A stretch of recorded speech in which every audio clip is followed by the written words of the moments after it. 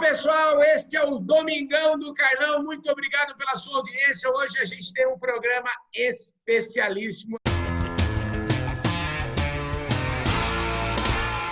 E hoje eu tenho a honra e a felicidade de receber aqui o Roberto Yankee Júnior. Ele que é super conhecido, a família é produtora de leite e você já deve ter ouvido falar do nome Agrindos.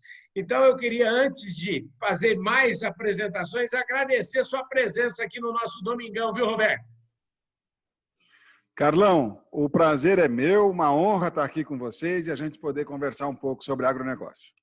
Escuta, vamos falar um pouquinho, porque eu estava dando uma olhada aqui, a Agrindos, ela começou lá em 1945, ou seja, vocês não estão para brincadeira, não. Durar todo esse tempo não é para qualquer um. E eu queria que você começasse contando um pouquinho da sua história.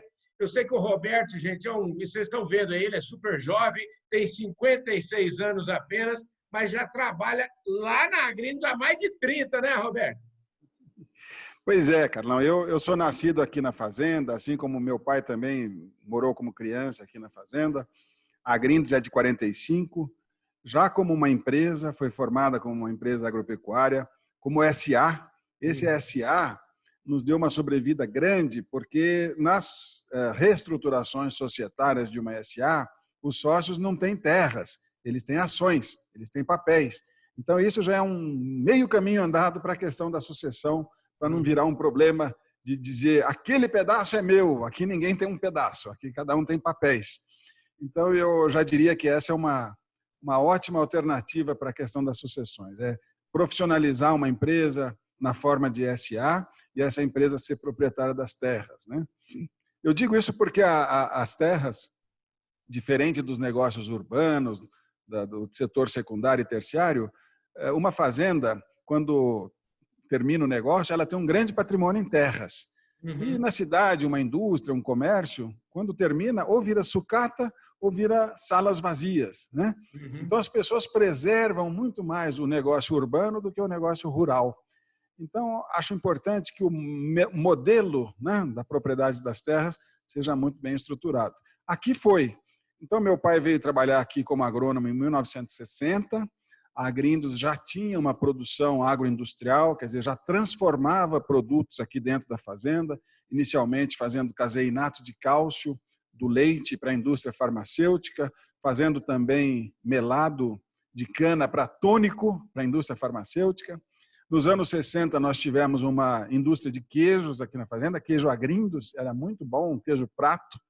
Depois, nos anos 70, houve um ganho com a questão do surgimento do leite tipo B, que para mim era uma ótima ideia, porque era uma maneira do preço ser livre, não ser controlado pelo governo, era um produto num estabelecimento sob inspeção federal, de alta qualidade, que já poderia competir com mercados mais exigentes, poderia colocar o Brasil numa outra posição no acesso a novos mercados, mas, infelizmente, as forças do mercado liquidaram o leite tipo B, porque foi um produto que emplacou muito só em São Paulo.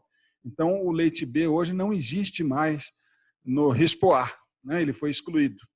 Eu acho uma pena, acho que foi um grande erro fazer isso.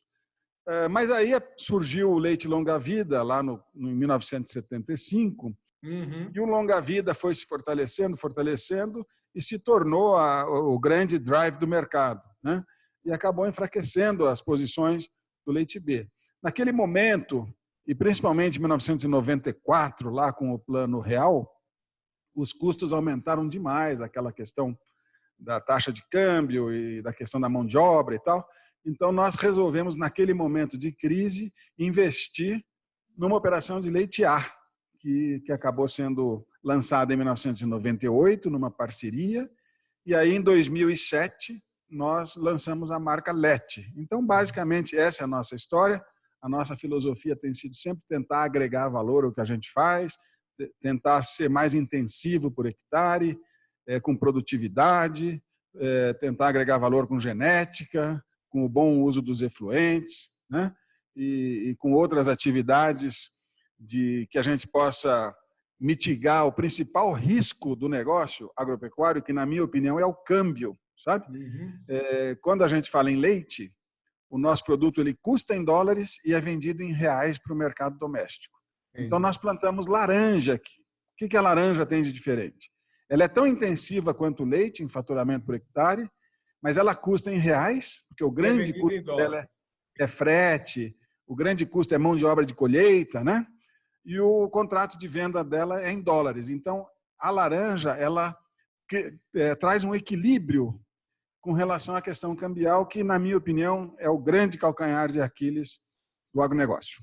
E o pessoal deve estar vendo, pô, mas que cara preparado. Eu queria saber o seguinte, você me fala um pouquinho da sua carreira, assim, de como é que foi os seus estudos, mas você, eu sei que participa da história da política setorial há muito tempo, você é vice-presidente de várias entidades aí. Eu queria que você falasse um pouquinho para situar o meu público aqui, para saber que a gente está falando com um caboclo aqui que entende muito de política. Inclusive, você estava me falando que recentemente, ontem, esses dias aí, você teve você está numa cruzada aí, porque estão tentando, de certa forma, prejudicar o nosso agronegócio, o agronegócio do leite. Então, eu queria que você falasse um pouquinho da sua atuação já de incríveis mais de 30 anos dentro do agronegócio.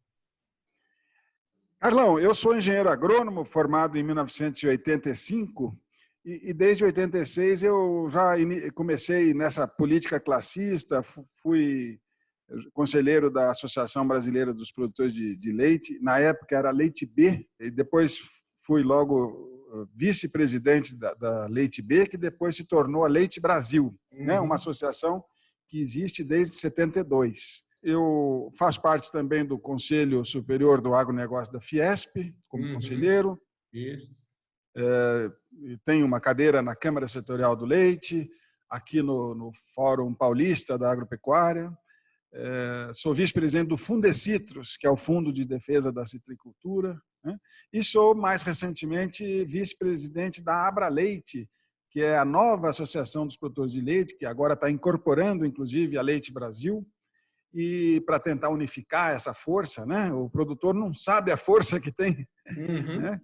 E essa associação é em Brasília, presidida pelo Geraldo Borges, e tem muitas conquistas recentes desde 2017, né?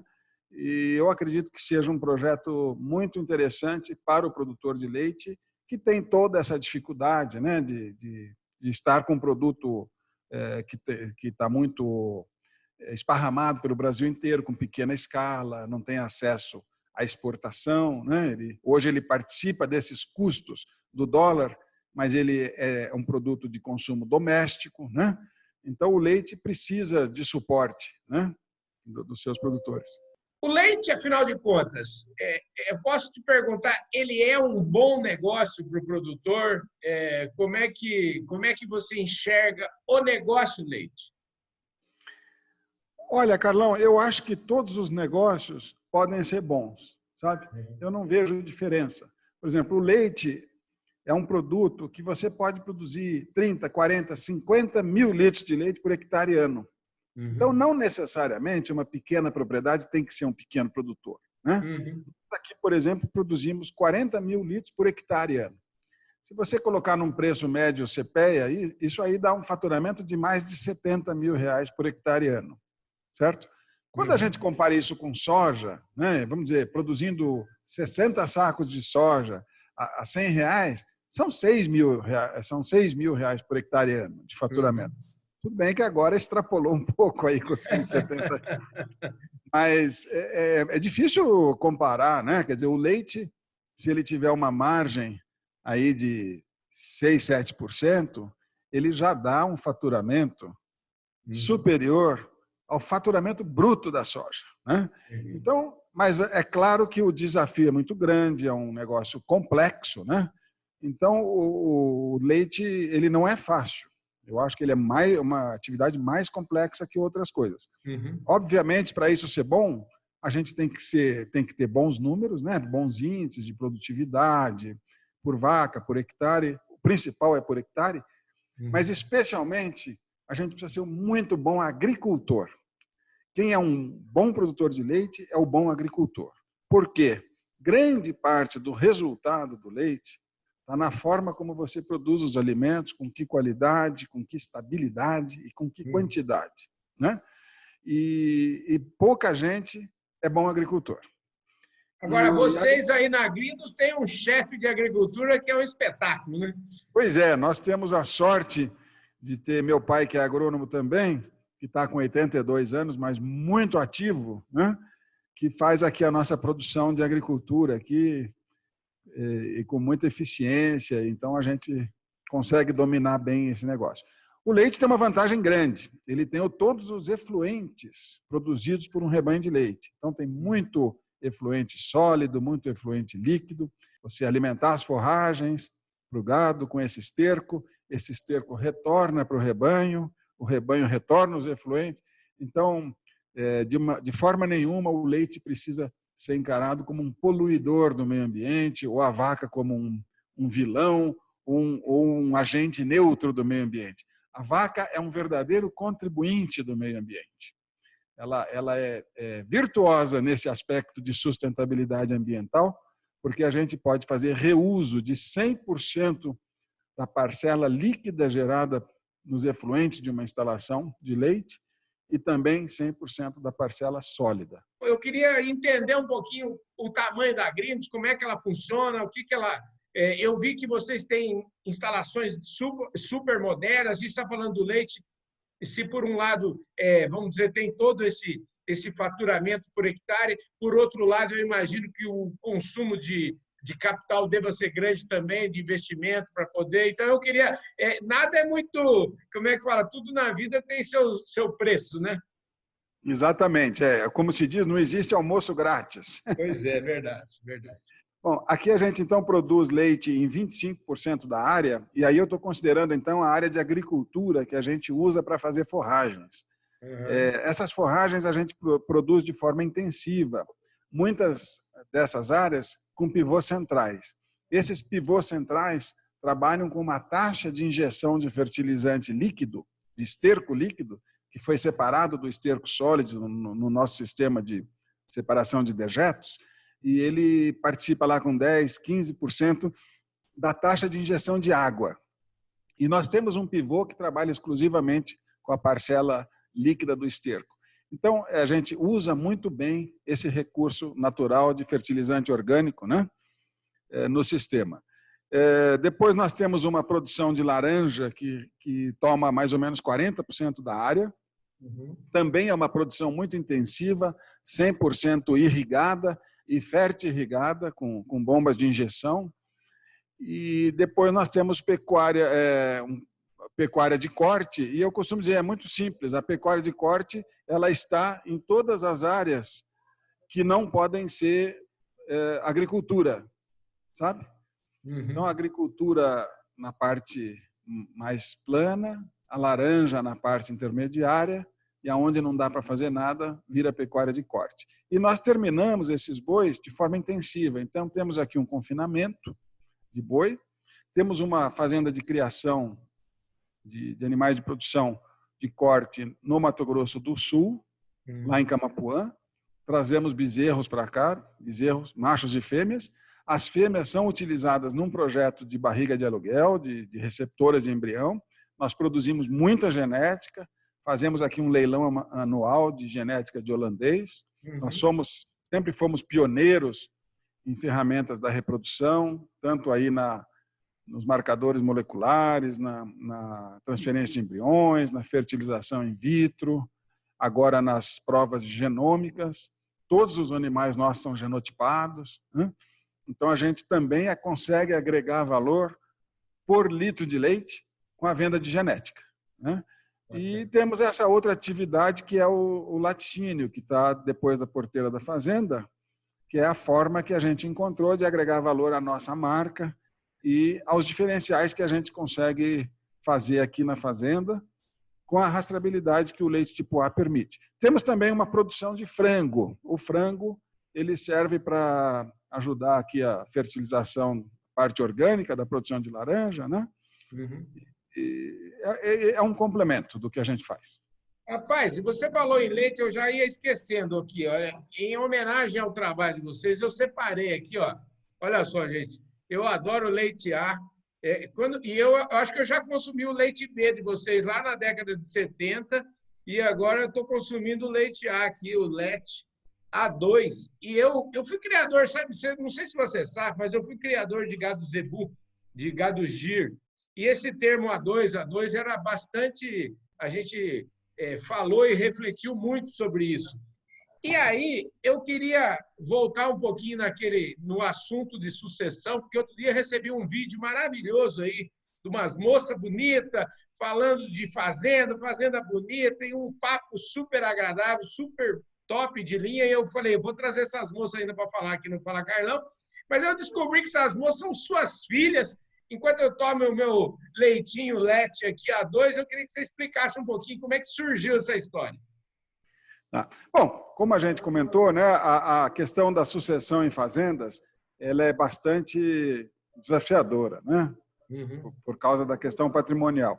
E as nossas filhas, então aqui a nossa geração toda, a gente achou que deveria estimular os nossos filhos todos a não seguir carreiras de ciências agrárias, para poder ter um horizonte mais amplo do que isso, sabe?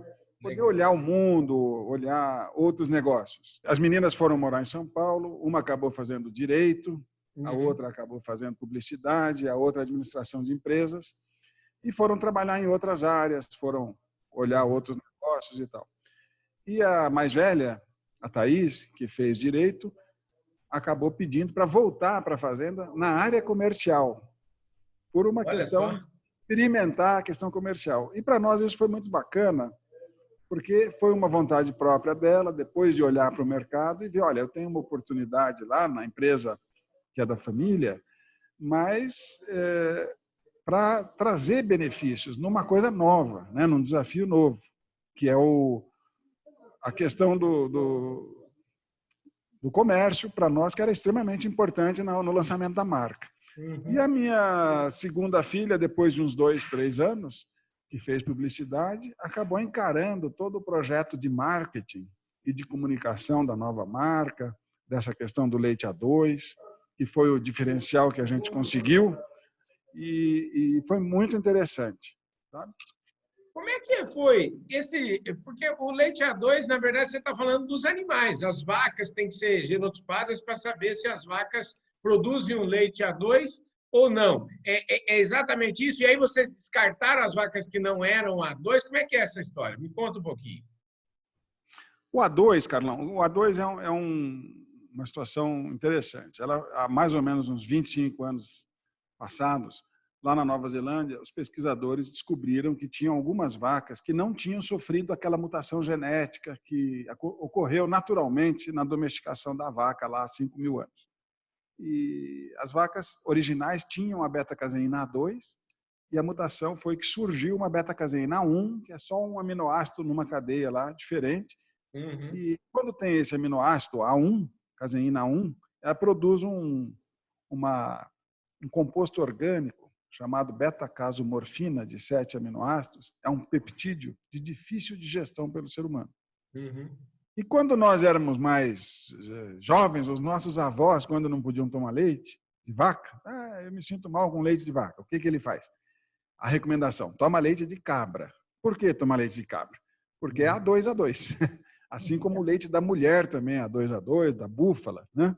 Então, descobriram vacas que produziam o mesmo leite da mulher, da cabra, da búfala, né? E nós nos interessamos sobre esse assunto depois que caiu a patente da Nova Zelândia, que foi até 2015. Então, começamos a olhar para isso, e aí as vacas A2A2, nós genotipamos o rebanho inteirinho, descobrimos todas as vacas originais A2A2 que nós tínhamos e passamos a investir só nessa genética A2A2. Então, a genética, todos os touros, todo o sêmen que a gente comprava, as doadoras de embrião, nós passamos a reproduzir apenas animais A2A2. E aí foi um longo trabalho para a gente conseguir aprovar isso no Ministério da Agricultura, depois entrar com um protocolo na Anvisa. Então, todo um trabalho político de aprovar o leite A2 no Brasil, ainda que no resto do mundo, nos Estados Unidos, na Ásia, especialmente na China, esse produto esteja fazendo um grande sucesso. Nos Estados Unidos cresce a uma taxa de mais de 100% ao ano, porque é um produto de ganha-ganha. Ganha o consumidor, ganha o produtor, ganha o setor de uma maneira global, como renda, né? Então, é um assunto que todas as indústrias estão olhando, especialmente depois de 2017, quando a China fez uma descoberta muito bacana. Quando a produção de leite começou a aumentar na China, para atender lá a demanda chinesa, alguém teve uma ideia muito brilhante. Ele falou, bom, já que os chineses têm um problema maior que os ocidentais com a digestão dos lácteos, das proteínas animais, então vamos tentar fazer uma fórmula infantil com leite A2. E fizeram essa fórmula infantil. E o que é que eles descobriram? Que quando a criança sai do peito da mãe para uma fórmula infantil, se o leite for A1, você cria um problema da digestão, da transição do peito da mãe para a fórmula infantil, que causa um processo de dificuldade de digestão. E aí o que acontece? Cólica, né? A criança chora à noite, aquela coisa que a gente já conhece, vai parar lá num pediatra, depois de 2, 3 anos não está mais tomando leite. Né? E aí fizeram a fórmula infantil, e uma coisa muito singela que foi descoberta é que nesta transição, quando ele sai de uma beta-caseína A2 do leite da mãe para uma fórmula infantil com beta-caseína A2, acabou o problema da cólica, do problema do choro e tudo isso. Então, foi uma descoberta muito bacana e isso trouxe um grande interesse para esse assunto, né? E uma demanda muito grande da China por leite A2. Então, a China hoje é grande importadora de leite em pó A2. Isso mostra que vocês estão com o radar sempre ligado nas novidades, né? E eu queria saber o que vai vir por aí dentro desse mundo do leite? O que está vindo por aí? Não, a gente está sempre ligado nas novidades, porque o fato da gente ter leite tipo A e não receber leite de fora, então a gente tem um controle total dos nossos processos de produção, desde a semente que a gente compra até o leite envasado lá na ponta que vai para o consumidor, e a gente então procura algumas filosofias. Uma delas é dos americanos, que diz o seguinte, que a melhor situação não é nem uma produção orgânica, porque a produção orgânica ela pode ser muito elitizada, ela pode ser de custo alto, ela pode ter uma pegada de carbono alta, porque ela é pequena, ela tem que ser vendida num centro consumidor, às vezes longe, né? Então, a gente gosta muito de uma filosofia que chama-se Local Produced for Local Families, que é aquela produção local de produtos frescos, que podem ser verduras, frutas, lácteos, né? Feita ali na região, vendida ali na região, com uma baixa pegada de carbono, sabe? E nós estamos indo nessa linha, então, clean label, quer dizer, um produto muito natural, pouco processado, que possa ser entregue rapidamente na casa do consumidor, garantindo lá o frescor desse produto, sabe? E nós temos aqui uma vantagem, nós estamos no estado de São Paulo com 46 milhões de consumidores de alta renda aqui em volta, né? Então, é uma enorme oportunidade de poder fazer isso e poder oferecer um diferencial no nosso produto, né? Então, nós fomos aí na linha do tipo A, que garante todo esse processo. Pouca gente sabe disso, mas o leite tipo A brasileiro, ele tem regras de produção com índices superiores aos padrões norte-americanos e europeus de qualidade de leite. É uma produção muito fresca, uma contagem bacteriana muito baixa. O nosso leite fresco, tipo A, tem 18 dias de validade nessa garrafa que você está vendo aí, né? E dificilmente você vê um leite nos Estados Unidos que passe lá de 12, 13 dias, né? Então, o nosso padrão realmente é muito bom, ainda que o Brasil tenha grandes desafios aí na cadeia de frio, né, do comércio varejista. Então, a gente está olhando, hoje tem um produto interessante, que é o leite ordenhado à noite no escuro e na penumbra. Esse leite tem um percentual, uma taxa mais alta de melatonina. Muita gente tem dificuldade para dormir e toma melatonina.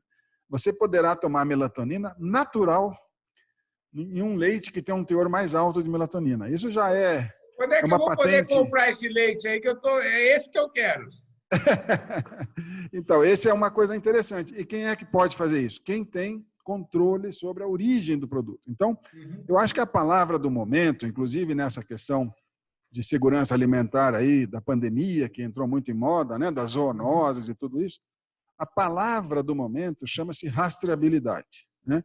É você poder garantir a origem do que você faz, contar uma história sobre como os animais são tratados, o bem-estar animal, como a empresa trata os seus próprios funcionários, né?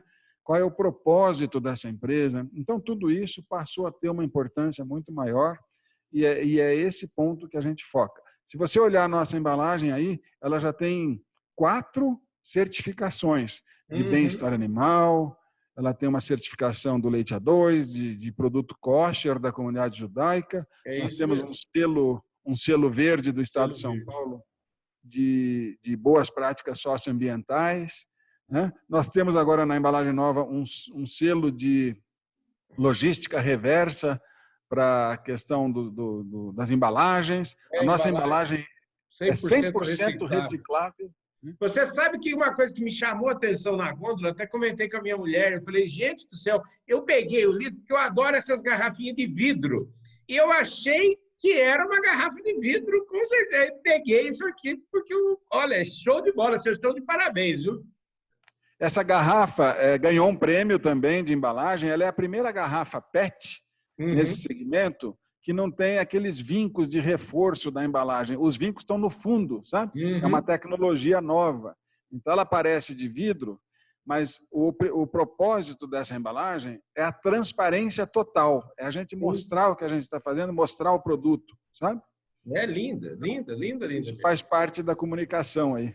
Maravilha, é isso aí. Obrigado, viu, Roberto? Eu falei aqui com o Roberto Yankee Júnior, ele que é o presidente lá da Agrindos, Agrindos que é produtora desse leite maravilhoso aqui, A2, o leite, que vocês podem encontrar. Eu acho que vocês encontram aqui, eu pelo menos tenho o privilégio de morar perto de uma cidadezinha que tem o leite lá, então eu compro leite. Eu acho que vocês estão no estado de São Paulo, qual que é aonde que vocês estão atuando aqui?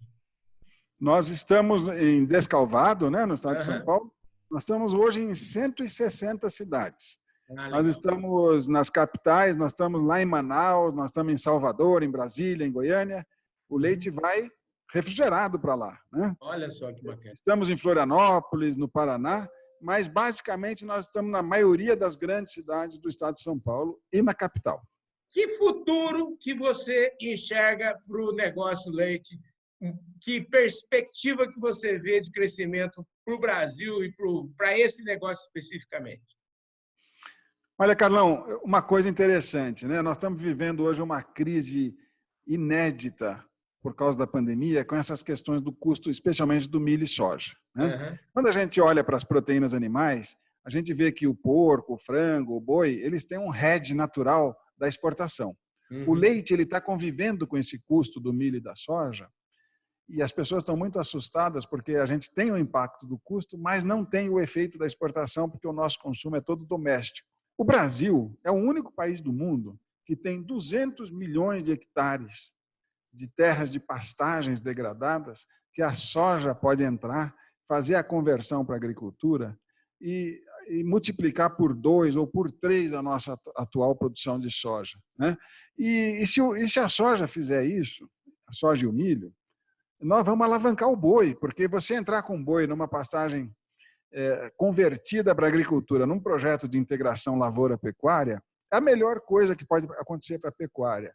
Então, o potencial que nós temos na produção de carne e na produção de soja, com esse estímulo que o agricultor exportador está recebendo hoje, com preços de milho e soja, ele rapidamente pode ser revertido num aumento fantástico da produção de grãos, que vai atender as nossas proteínas animais e pode alavancar a nossa liderança do Brasil em todas as exportações de proteínas animais, assim como nós já somos na laranja, na soja, no café.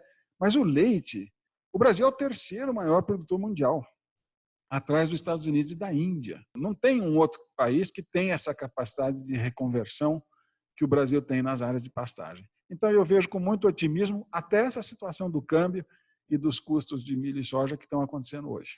Super obrigado, viu, meu querido? Grande abraço para você, Carlão. Muito obrigado. É isso aí, gente. Esse foi mais um Domingão do Carlão. Eu vejo todos vocês no próximo domingo. Um forte abraço.